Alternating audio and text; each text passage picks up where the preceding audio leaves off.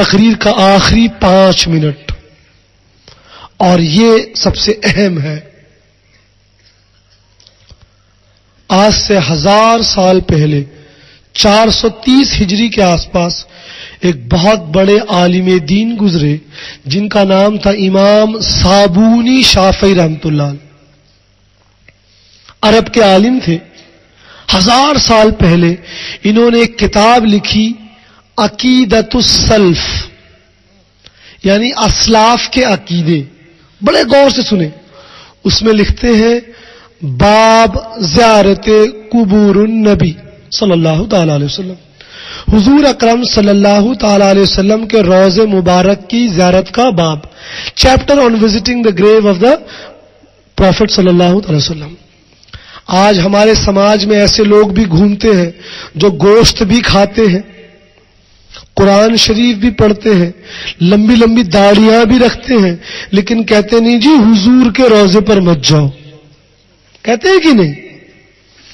ان لوگوں نے جب اس کتاب کو پڑھا تو وہ ایک دم پریشان ہو گئے کہ ارے یہ عقیدہ تو 1000 سال پہلے بھی علماء کا تھا۔ امام صابونی کوئی چھوٹے عالم نہیں ہے، طبقات شوافیہ میں ان کو شیخ الاسلام کہا گیا ہے، اتنے بڑے عالم بھی تھے، ولی اللہ بھی تھے۔ اب ان لوگوں کو، ہمارے اہل حدیث سلفی بھائیوں کو کیا کرنا چاہیے تھا بتائیے؟ کوئی بھی مسلمان جب اپنی غلطی کو پا لیتا ہے تو وہ کیا کرتا ہے؟ رجوع کرتا ہے، توبہ کرتا ہے۔ تو اہل حدیث بھائی اٹھتے، نہاتے گرم پانی سے، سفید کپڑا پہنتے، عطر لگاتے اور سیدھے جاتے گلشن رضوی، کہتے حضرت ہمارا عقیدہ آج تک غلط تھا، ہم کو آج پتہ لگ گیا کہ حضور کے روضے پر جانا چاہیے، ہم توبہ کرتے ہیں۔ یہ ایک طریقہ تھا۔ دوسرا طریقہ یہ تھا کہ کہہ دیتے نہیں جی ہم ان کو نہیں مانتے، یہ بھی کہہ سکتے تھے، لیکن انہوں نے ایک تیسرا طریقہ ڈھونڈ نکالا۔ کیا ہے تیسرا طریقہ؟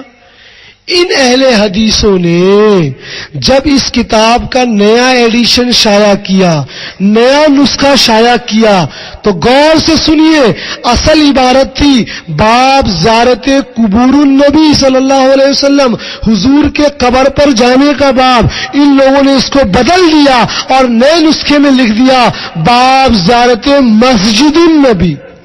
معاذ اللہ نعوذ باللہ من الشیطان۔ اصل کیا تھی؟ حضور کے قبر مبارک پر جانا چاہیے، بدل کر قبر کی جگہ مسجد کر دیا۔ اب اگلے سال حافظ صاحب حج کرنے جائیں گے اور یہ کتاب خرید کر لائیں گے عقیدۃ السلف کہ فضل اللہ چشتی نے رائے چور میں یہ تقریر کی تھی، چلو ڈھونڈیں۔ اب وہ جب کھولیں گے تو ان کو کیا ملے گا؟ باب زیارت مسجد النبی۔ تو کیا سوچیں گے حافظ صاحب؟ فضل اللہ چشتی بہت بڑے جھوٹے تھے، اتنے بڑے مجمع کے سامنے جھوٹ بول کر گئے، یہی سوچیں گے۔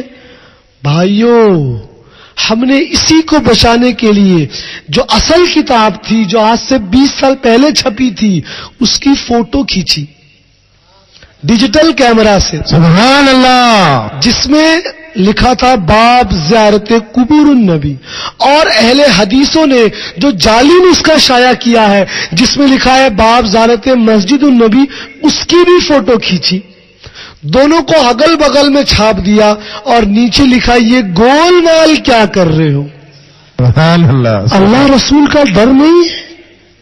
کتنے حافظ صاحب یہاں بیٹھے، پوچھئے قرآن شریف میں ایک جگہ 2 جگہ نہیں 6 مقامات پر اللہ رب العزت فرماتا ہے کہ کتابوں میں رد و بدل ہیر پھیر کرنا یہودی اور نصرانیوں کا کام ہے۔ بے شک۔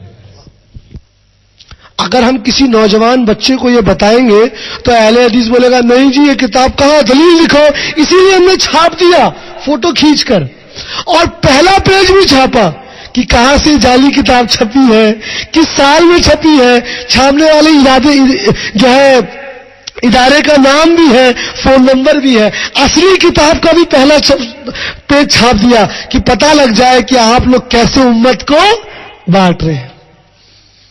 دوسری بات سنیے، یہ سن کر کچھ لوگوں کو ہارٹ اٹیک بھی آ سکتا ہے۔ جامع ترمذی میں ایک باب ہے باب فضائل قرآن، اس میں ایک سب باب سب چیپٹر ہے باب فضائل سورہ ملک۔ امام ترمذی رحمۃ اللہ علیہ نقل فرماتے ہیں ایک صحابی رات کے وقت اندھیرا تھا، سفر کر رہے تھے اور انہوں نے غلطی سے ایک قبر کے اوپر ٹینٹ خیمہ لگایا اور وہاں بیٹھ گئے، اور تھوڑی دیر بعد اس قبر سے سورہ ملک کے پڑھنے کی آواز آنے لگی۔ اب وہ صحابی حضور کے بارگاہ میں حاضر ہوئے تو حضور اکرم صلی اللہ علیہ وسلم نے 2 مرتبہ دریافت کیا، پھر فرمایا یہ سورہ ملک کے فضائل اور برکت ہے، جو اس کو دنیا میں پڑھے گا یہ اس کو آخرت میں بھی کام آئے گی۔ اب ہمارے اہل حدیث بھائیوں نے اس حدیث کو پڑھا تو بڑے پریشان ہو گئے۔ ہم کو تو سلفی دعویٰ سینٹر میں اہل حدیثوں میں یہ سکھایا جاتا ہے کہ جو مر گیا وہ مٹی میں مل گیا، وہ نہ سن سکتا ہے نہ پڑھ سکتا ہے، لیکن اس حدیث پہ ہے کہ قبر والے بزرگ سورہ ملک پڑھ رہے ہیں۔ اب ان کو کرنا کیا چاہیے تھا؟ صبح اٹھتے، گرم پانی سے نہاتے، ٹھنڈی کا دن ہے، عطر لگاتے، سجادہ صاحب کے پاس آتے، کہتے حضرت آج تک ہمارا باطل عقیدہ تھا، آج تک ہم یہ سمجھتے تھے کہ سب لوگ قبر مر کر مٹی میں مل جاتا ہے، لیکن اس حدیث شریف کو پڑھنے کے بعد ہم کو یہ اطمینان ہو گیا کہ اللہ اپنے کچھ خاص بندوں کو زندہ رکھتا ہے قبروں میں بھی، اور تمام نبیوں کو تو زندہ رکھتا ہی ہے، الانبیاء احیاء فی قبورہم یصلون، حضرت ہم توبہ کرتے ہیں۔ یہ طریقہ ہونا چاہیے تھا، لیکن نہیں، اہل حدیثوں کے پاس ایک نیا طریقہ آیا۔ انہوں نے اس حدیث کا جب ترجمہ چھاپا تو ترجمے میں کیا لکھتے ہیں؟ اب اصل حدیث تو وہ پڑھے گا نا جس کو عربی آتی ہے، لیکن آج زیادہ تر اہل حدیث کون سی زبان پڑھتے ہیں؟ انگریزی۔ اردو میں نہیں پڑھتے صاحب، انگریزی۔ ان اہل حدیثوں نے دارالسلام سے جو جامع ترمذی کا ترجمہ چھاپا، ترجمے میں کیا لکھتے ہیں سماعت فرمائیں، بڑے غور سے توجہ چاہوں گا۔ لکھتے ہیں companion was passing by, it was dark at night, he set up a tent over the grave and sat there and the companion started recited Surah Mulk. سمجھ رہے ہیں؟ لکھتے ہیں ایک صحابی رات کو جا رہے تھے، اندھیرا بہت تھا، غلطی سے انہوں نے قبر کے اوپر خیمہ لگایا اور وہ صحابی بیٹھ کر سورہ ملک پڑھنے لگے۔ حدیث میں کیا ہے؟ قبر والے بزرگ پڑھ رہے ہیں، ترجمے میں کیا کر دیا؟ وہ صحابی پڑھ رہے ہیں۔ کیا گورکھ دھندا ہے؟ تو ہم نے کیا کیا؟ ڈیجیٹل کیمرہ لال رنگ کا ہے میرے پاس، کیسیو کا، اس سے اصل جامع ترمذی کی فوٹو کھینچی، اہل حدیثوں کے جعلی ترجمے کی فوٹو کھینچی، دونوں کو بغل بغل میں چھایا کیا اور نیچے لکھا یہ گول مال کیا کر رہے ہو، امت کو کیوں بانٹ رہے ہو؟ یاد رکھو، ہم کو تم یہ مت کہو کہ ہم تم کو وہ ریزرویشن دلائیں گے، تم کو یہ سیاسی چیز دلائیں گے، نہ، ہمارے لیے عقیدے سے بڑھ کر کچھ نہیں ہے، سبحان اللہ، ہمارے لیے حضور کی غلامی سے بڑھ کر کچھ نہیں ہے، ہم اس کے غلام ہیں جو ہمارے نبی کا غلام ہے، سبحان اللہ، سبحان اللہ، ہمارا امام وہی ہوگا جو ہمارے نبی کا غلام ہوگا۔ اب دوسرا سن لیں آپ، امام ساوی مالکی گزرے ہیں، ایک بزرگ، آج سے 300 سال پہلے مدرسے میں بچوں کو پڑھائی جاتی ہے حاشیہ ساوی علی الجلالین، جلالین پہ انہوں نے شرح لکھی۔ کتنے سال پہلے کے بزرگ ہیں؟ 300 سال پہلے، انڈیا کے نہیں تھے، بغداد شریف کے نہیں تھے، اجمیر شریف کے نہیں تھے، بریلی شریف کے نہیں تھے، مصر کے رہنے والے تھے، مالکی فقہ کے مفسر بھی ہیں۔ ابن عبد الوہاب نجدی، ایک اور چیز اہل حدیث بھائیوں کی خدمت میں پیش کرنا چاہتا ہوں، یہ میں سمجھے کہ آپ کے ابن عبد الوہاب نجدی اہل حدیث تھے، نہ آپ کے مولوی صدیق حسن خان بھوپالی اپنی کتاب ترجمان الوہابیہ میں لکھتے ہیں ابن عبد الوہاب نجدی حنبلی تھے، سبحان اللہ، سبحان اللہ۔ اور آپ کے دوسرے مولوی صاحب لکھتے ہیں جوناگڑھی صاحب کہ جو بھی کسی فقہ کی تقلید کرے وہ مشرک ہے، تو آپ کے مولوی کے مطابق ابن عبد الوہاب نجدی مشرک ہو گیا، ہمارے نزدیک نہیں۔ کیا کہنے ہیں، ہم تو بھائی حضرت شمس العالم چشتی رضی اللہ عنہ کے غلام ہیں، ہم تو چشتی ہیں، ہم تو محبت کی بات پڑھاتے ہیں بشرطے کی عقیدہ صحیح ہو۔ سبحان اللہ، سبحان اللہ۔ آگے سنیے، تو یہ امام ساوی المالکی رحمت اللہ علیہ نے قرآن شریف کی سورہ فاطر کی آیت نمبر 35 کے تحت لکھتے ہیں، 300 سال پہلے مصر کے امام لکھ رہے ہیں، ہمارے زمانے میں ایک ایسی قوم آئی ہے جو مسلمانوں کو مشرک کہتی ہے، مسلمانوں کے خون کو حلال سمجھتی ہے، ان کے اوپر ظلم اور ستم کرتی ہے، اور وہ قوم وہابیہ کہلاتی ہے۔ ہم نہیں کہہ رہے، حافظ صاحب نہیں کہہ رہے، گلشن رضوی کے علماء نہیں، 300 سال پہلے مصر کے عالم نے بات کہہ دی۔ اب ہمارے اہل حدیث وہابی حضرات نے جب اس تفسیر کو دیکھا تو بڑے پریشان ہوئے، ارے ہمارا پول تو 300 سال پہلے کھل چکا ہے۔ کرنا کیا چاہیے تھا؟ نہاتے گرم پانی سے، سجادہ صاحب کے پاس آتے، حضرت ہم لوگ غلطی پہ تھے، توبہ کرتے ہیں، ہم مل کر امت کو مضبوط بنائیں گے۔ یہ نہیں کیا، کیا کیا؟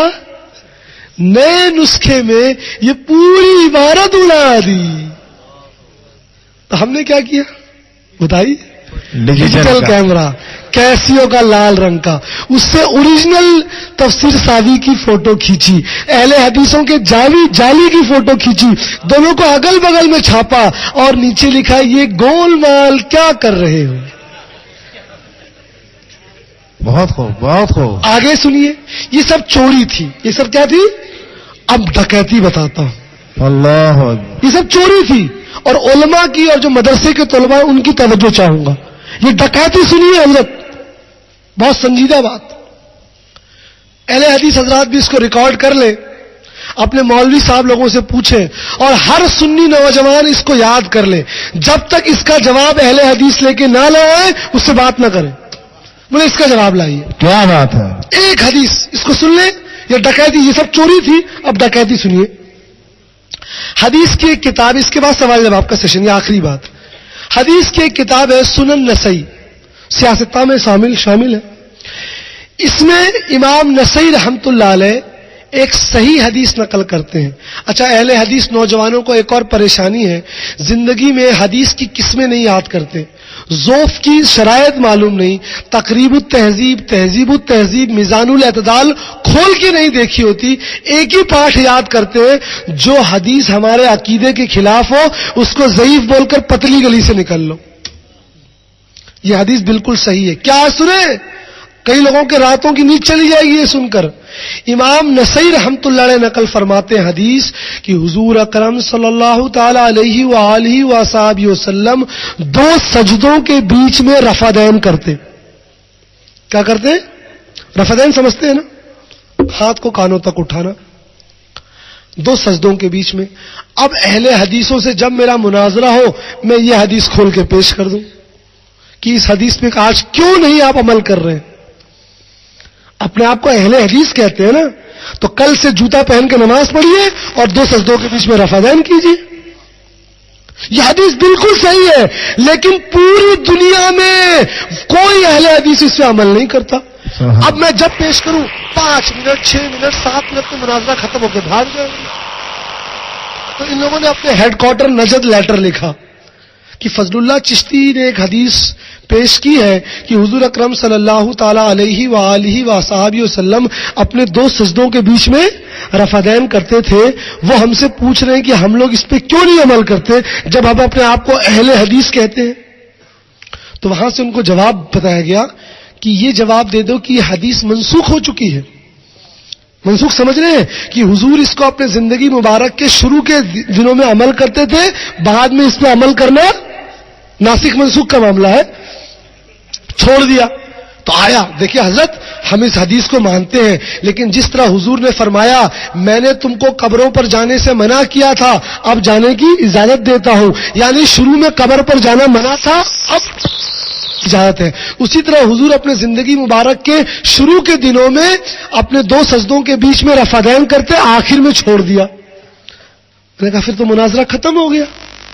پوچھا وہ کیوں؟